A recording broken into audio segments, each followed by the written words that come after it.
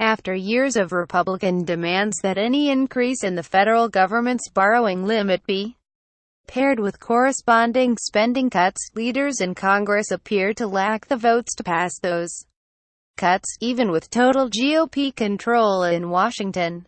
White House officials have called on Congress to forgo a political fight and increase the debt limit by the September 29 deadline without attaching any controversial legislation. That decision means alienating conservatives who have demanded spending cuts, likely forcing leaders to turn to Democrats to deliver the votes necessary to avoid default.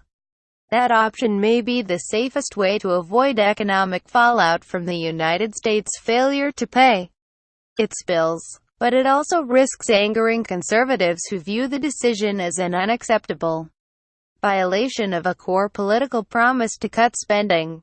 For months, conservatives have said that they are willing to negotiate modest spending cuts that could be considered alongside the inevitable debt limit increase. But those talks never began in earnest.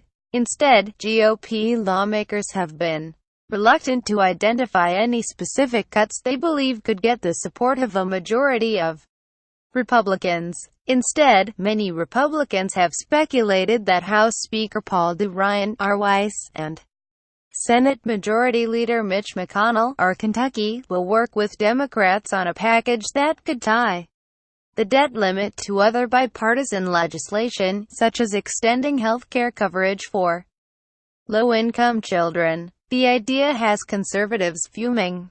It's sort of absurd to think that there are not more domestic discretionary cuts that couldn't happen, but there isn't the political will due to that, said Dan Holler, vice president of the conservative group Heritage Action.